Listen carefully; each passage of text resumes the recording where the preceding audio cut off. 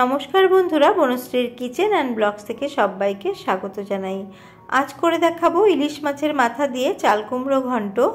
অতি পুরনো একটি রেসিপি আর সকলেরই কিন্তু এই রেসিপিটি জানা, কিন্তু আমি যেভাবে করি আজকে সেই পদ্ধতিটাই আপনাদের সাথে শেয়ার করব।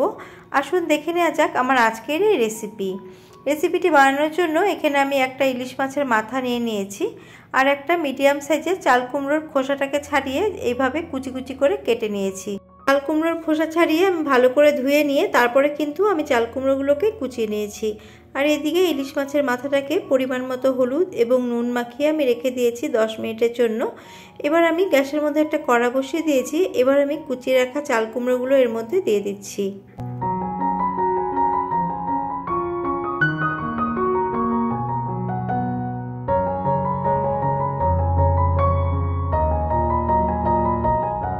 এবার আমি এর মধ্যে হাফ চা চামচ লবণ দিয়ে দিচ্ছি। লবণ দিলে এর মধ্যে থেকে জল ছাড়বে আর চাল কুমড়োটা তাড়াতাড়ি সেদ্ধ হয়ে যাবে। যে থালার মধ্যে চাল কুমড়ো কেটে রেখেছিলাম ওই থালার মধ্যে 1 থেকে 1.5 টেবিল চামচ মতো জল নিয়ে আমি দিয়ে দিলাম। চাল কুমড়োর যে জল বেরোবে তার মধ্যেই কিন্তু চাল কুমড়ো সেদ্ধ হয়ে যাবে। আমি খুব সামান্য একটু জল দিয়েছি যাতে নিচে চাল কুমড়োটা ধরে না যায়। সমস্তটা ভালো করে আমি মিশিয়ে দিলাম। এবার চাল কুমড়োটা সেদ্ধ হওয়ার জন্য আমি লো টু মিডিয়াম ফ্লেম করে 4 থেকে 5 মিনিটের জন্য ঢাকা চাপা দিয়ে রান্না হতে রাখবো।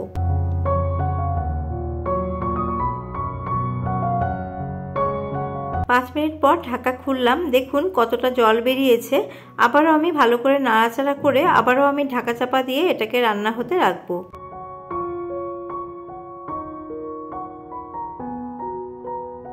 চাল কুমড়ো কিন্তু অনেকটাই মজে এসেছে, আর একটুখানি সেদ্ধ হবে। সময় বাঁচানোর জন্য আমি গ্যাসের আরেকটা ওভেনে একটা কড়া বসিয়ে দিলাম। কড়া বসিয়ে পরিমাণ মতো সর্ষের তেল দিয়ে দিলাম। এবার নুন এবং হলুদ মাখানো মাছের মাথাগুলোকে এখন ভেজে নেব।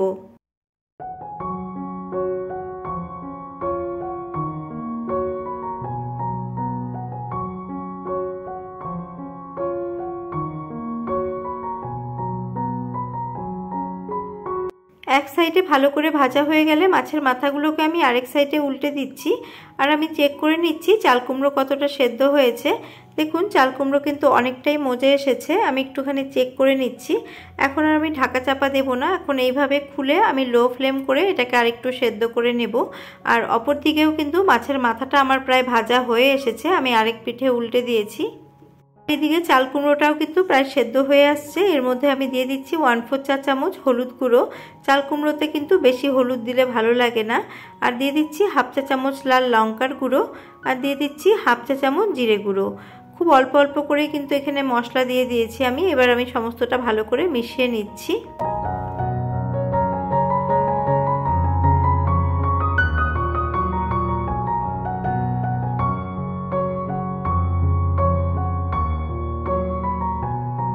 চাল কুমড়ো যখন ভালো করে সেদ্ধ হয়ে যাবে তখন কিন্তু মশলাগুলো দিতে হবে।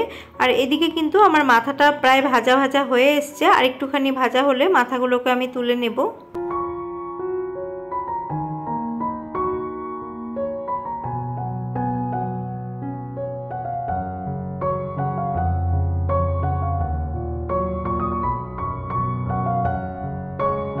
মাছ ভাজার এই তেলের মধ্যেই আমি বাকি রান্নাটা করে ফেলবো। এখানে 2টো শুকনো লঙ্কাকে আমি ফাটিয়ে দিয়েছি, একটা ছোট সাইজের তেজপাতাও দিয়ে দিলাম, আর দিয়ে দিলাম হাফ চামচের থেকে একটু বেশি 5 ফোড়ন। এবার আমি ফোড়নটাকে কয়েক সেকেন্ড একটু ভালো করে ভেজে নেব।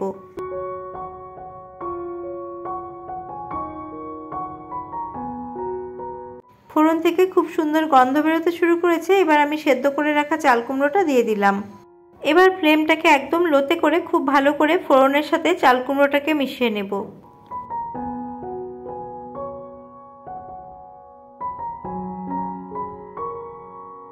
2-3 মিনিট আমি আরও চাল কুমড়োটাকে নাড়াচাড়া করে নিলাম। এবার ভেজে রাখা ইলিশ মাছের মাথাগুলো আমি এর মধ্যে দিয়ে দেব।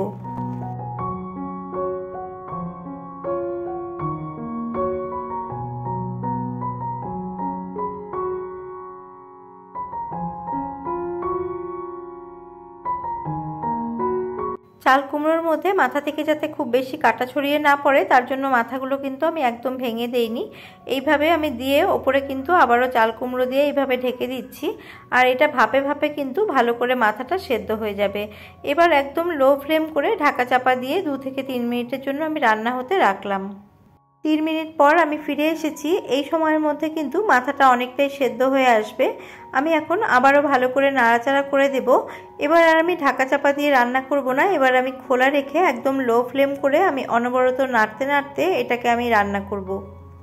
কাঁটাগুলো যাতে খুব বেশি ছড়িয়ে না পড়ে তার জন্য আলতো হাতে নাড়াচাড়া করে নিচ্ছি।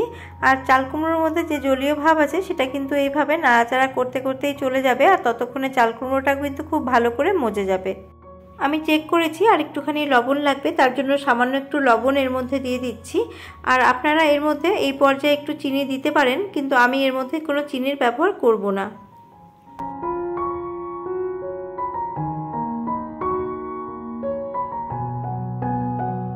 4 থেকে 5 মিনিট আমি রান্না করে নিয়েছি। দেখুন এই পর্যায়ে চাল কুমড়োটা কিন্তু একদমই মজে এসেছে, একদম হাফ হয়ে গেছে, আর একটুও জলীয় জলীয় ভাব নেই। আমার রান্নাটা কিন্তু প্রায় রেডি।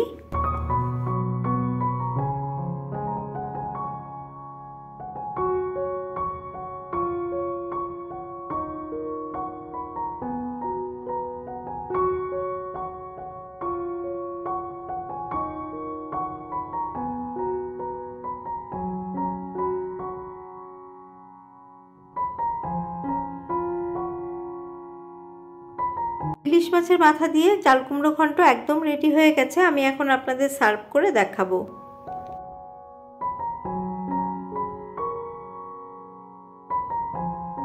আজকের এই ইলিশ মাছের মাথা দিয়ে চাল কুমড়ো ঘন্ট রেসিপিটি আপনাদের কেমন লাগলো জানাতে ভুলবেন না। গরম ভাতের সাথে এই ঘন্ট খেতে কিন্তু দুর্দান্ত লাগে। আপনারা যদি না খেয়ে থাকেন তবে অবশ্যই একবার এইভাবে বাড়িতে বানিয়ে দেখতে পারেন। আবারও আমি হাজির হয়ে যাব অন্য কোনো রেসিপি নিয়ে বা ব্লগস নিয়ে। আজ এই পর্যন্তই, নমস্কার।